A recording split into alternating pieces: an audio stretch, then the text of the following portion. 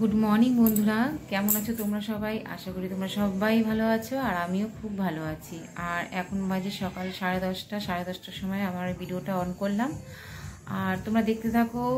আজকে হলো রবিবার, সানডে মানে যে ছুটির দিন। কালকের থেকে ছেলের পরীক্ষা, আর তাই জন্য আজকে ছেলেকে একটুখানি পড়াতে বসতে হবে। এখন সকালবেলায় ঘুগনি আর একটু রুটি খেলাম। ঘুগনিটা দুদিন আগে করেছিলাম, সে ফ্রিজে ছিল। সে আজকে একটুখানি গরম করলাম, গরম করে একটু রুটি করলাম, রুটি দিয়ে খেয়ে নিলাম। তা রুটিটা আমার খুব একটা পছন্দ হয় না, কিন্তু যাই হোক সবাই খাচ্ছে। আমাকেও বড় বলছে তাহলে তুমিও তাহলে দুটো খেয়ে নাও আলাদা। আবার ভাত, আমাদের ভাত ছিল না, ভাত থাকলে আমি ভাতই খেয়ে নিতাম। তারপর আবার আলাদা আমার জন্য আবার আলাদা ভাত বসাবো এখন।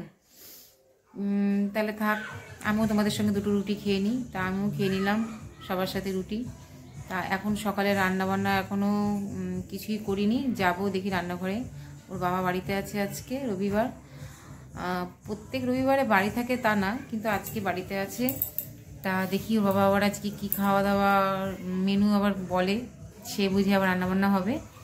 ঘরের কাজ বলতে আমরা বাসে এসে কাজ করেছি, করার পরে ওই রুটি করলাম, খেলাম। আর এখনও কিছুতে হাত দিইনি, ঘর বাড়ি পরিষ্কার টরিষ্কারের কিছু হাত দিইনি। তাই এগুলো ঘরটা পরিষ্কার টরিষ্কার করে তারপর রান্নাবান্না করে তারপর স্নান টান লাস্টে করবো।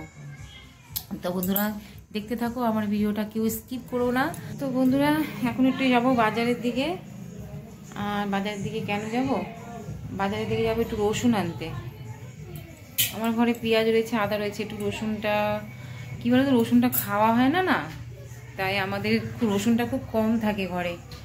ওই যখন মাংস টাংস করি তখনই রসুনটা আমাদের আনতে হয়। তা যাই হোক, ওর বাবা আজকে মাংস নিয়ে আসলো, তা রসুনটা আনিনি। ও বলছে তাহলে পলি তুমি তাহলে যাও, সামনে আমাদের বাড়ির পাশেই মাঠ, এই মাঠের ওই পারেই বাজার, বুঝেছো? এবার মাঠের ওই পারেই বাজার। তা বলছে তুমি মাঠের ওই পার থেকে গিয়ে একটু একটা দোকান আছে চেনাশোনা দাদা, ওই দাদার দোকান থেকে তুমি একটু রসুন নিয়ে আসো।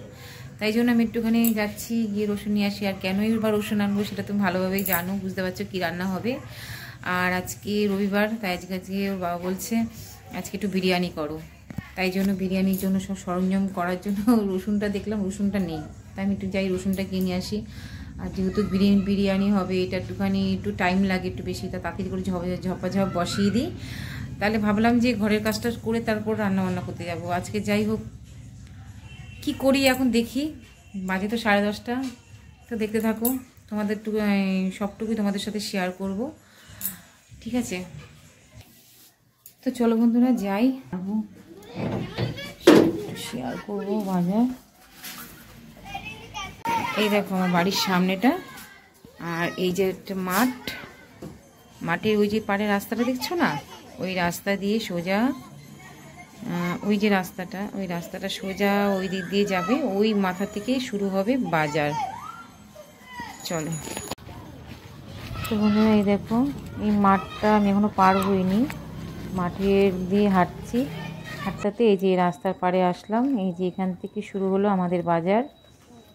আর এখান থেকে অনেকটা দূর, মানে অনেকটা লং বাজার, বুঝেছো? এখান থেকে শুরু হয় অনেকটা লং বাজার, পুরো মাথা পর্যন্ত বাজার। আর এই বাজারটা সবথেকে লক্ষ্মী বাজার বলা হয়। আর এই যে দাদাটা, এই দাদাটা আমাদের বাবার বন্ধুর মতনই ধরতে গেলে। তা যাই হোক, এই দোকান থেকে একটুখানি রসুন নিয়ে নিই আর একটু পেঁয়াজও নিয়ে নিই। দেখ একটু পেঁয়াজটাও একটুখানি নিয়ে নিই, মনে হয় কম কম পড়বে, তাইও যাই হোক নিয়ে নিই যদি কম পড়ে। তো বন্ধুরা এই যে নিয়ে আসলাম 250 পেঁয়াজ, একটা রসুন। রসুন যেহেতু আমাদের, ওই যে বললাম রসুন যেহেতু আমাদের বাড়িতে সেরকম খায় না, বেশি এনেও লাভ নেই, তা নিয়ে আসলাম রসুন আর পেঁয়াজ। আর দেখলে আমাদের বাড়ির সামনেই ধরতে গেলে বাজার। খুব ভালো হয়েছে জানো, কিছু রান্না করতে করতে ধরো মনে পড়লো যে একটা কিছু নেই, তখন হুট করে চলে গেলাম বাজারে অন্য গায়ে দিয়ে, এই ছিড়িস না। তো নিয়ে আসলাম। এখন বসিয়ে দিই রান্না বান্না, জোগাড় টোগাড় করে, নাহলে দেরি হয়ে যাবে, বুঝেছো? চলো পরে আবার আসছি। তো চলো মাংসটা গিয়ে ধুয়ে নিই, বুঝেছো? এই যে বড় বড় পিস যেগুলো করেছে সেগুলো হবে বিরিয়ানিতে, আর যেগুলো হচ্ছে ছোট ছোট পিস সেগুলো অনেক বড় বড় করেছে দেখো, সেগুলো হবে একটু কষার মতন করব। ঠিক আছে, চলো ধুয়ে নিই তারপরে।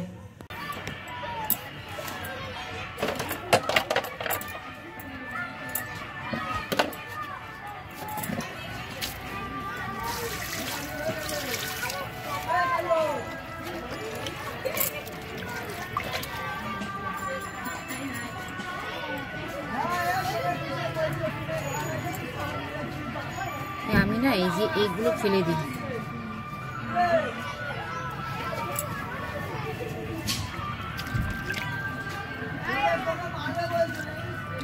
তো চলো বন্ধুরা, আগে ধুয়ে নিই, তারপর তোমাদের সামনে আবার আসছি, যেহেতু ফোনে এক হাত দিয়ে ধরে ধরে হবে না। ঠিক আছে,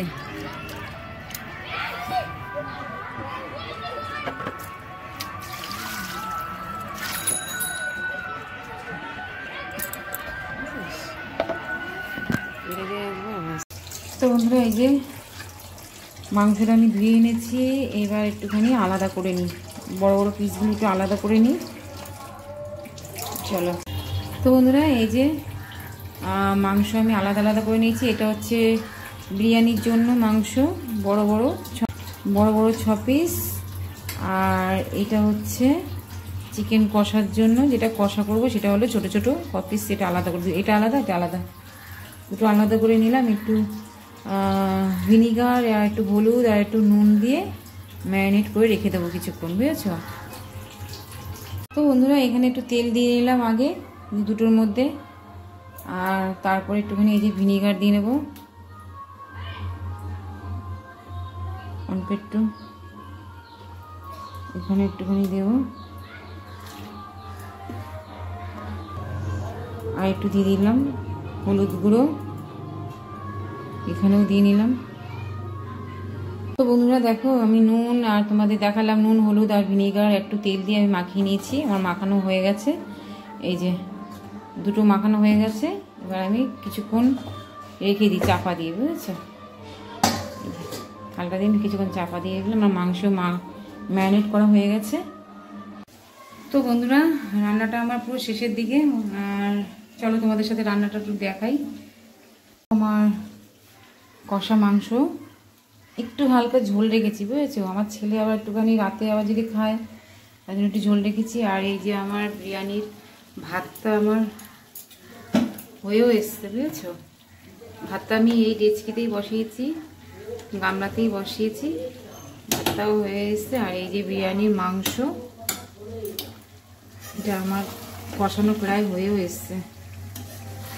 এবার মাংসটা একটু সিদ্ধ হয়ে গেলেই আমি নামিয়ে দেবো। আমি জল টল কোনো কিছু অ্যাড করিনি, জানো তো, এখানে আমি জল টল কোনো কিছু অ্যাড করিনি। নাড়া যাচ্ছে না, কড়াইটা হয়ে গেছে ছোট, এটা বাড়ানো হয়েছে এই জন্য, আর পরে আবার একটু কড়াই চেঞ্জ করবো। আর এই কড়াইটাতে আমার রান্না করতে খুব সুবিধা, জানো তো, একদম পাতলা হয়ে গেছে, তাই জন্য এই কড়াইটাতে বেশিরভাগ রান্না করি। তো চলো ভাতটা তো আমার হয়ে এসছে, ভাতটা নামিয়ে এবার আমি ভাতটা কিছুক্ষণ একটু ঠান্ডা হতে দেবো। তো বন্ধুরা আমার তো রান্না তো আমার প্রায় হয়ে এসছে, শুধু ভাতটা নামাবো, ভাতটা নামিয়ে একটু ঝুড়ির মধ্যে একটু ঝরা দেবো। আর তারপরে যেভাবে আর কি বিরিয়ানি করে, আমি এর আগেও আমার যেভাবে বিরিয়ানি করি সেটা তোমাদের শেয়ার করেছি। হ্যাঁ, তারপরে একবার রেডি ফেডি করে নিই, তারপরে আবার পরে আসছি তোমাদের সামনে।